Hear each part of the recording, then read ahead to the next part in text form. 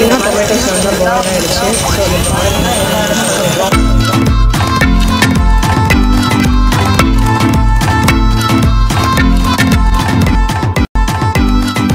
Hi friends, welcome to Sophie Kitchen. இன்னைக்கு இப்போ என்ன செய்ய போறோம் பாத்தீங்கன்னா ஒரு லஞ்ச் பாக்ஸ் ரெசிபி தான்.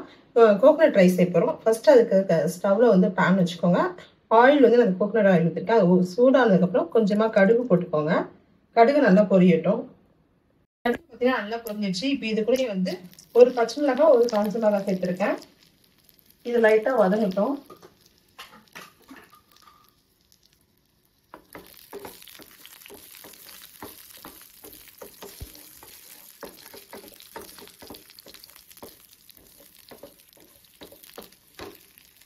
இது கூடயே வந்து ஒரு ஸ்பூன் உளுந்து, ஒரு ஸ்பூன் கடலைப்பருப்பு, ஒரு கொத்து கருவேப்பிலை இதையும் போட்டுக்கலாம். இது நல்லா வந்து இந்த எண்ணெயிலே வதங்கட்டும். ஸ்டவ் மீடியம் ஃப்ளேம்ல வச்சுக்கோங்க, இல்லைன்னா போட்டோடனே எல்லாமே கரிஞ்சு போயிடும். அதுக்காக தான்.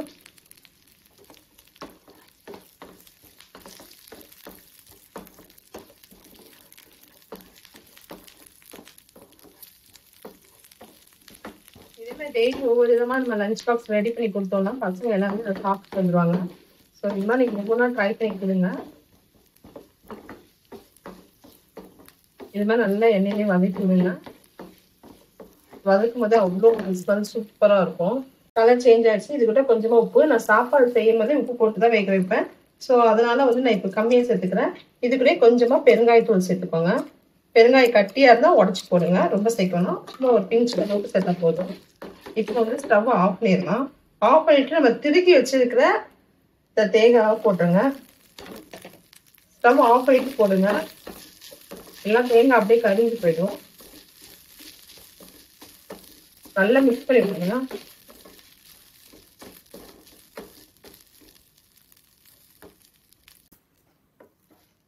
இந்த பேன்ல இருக்க சூட்லயே வந்து என்ன ஆகும்னா, இந்த பேன்ல இருக்க சூட்லயே வந்து இந்த தேங்காய் வந்து நல்லா வெந்துடும். இல்லைன்னா ரொம்ப அதிகமா ஒரு மாதிரி கரிஞ்ச மாதிரி ஆயிடும்.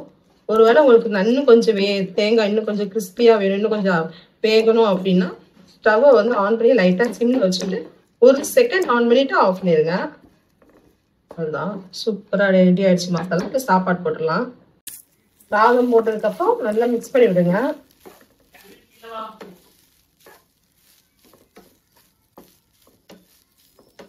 அதான் சூப்பரான கோகனட் ரைஸ் ரெடி ஆயிடுச்சு.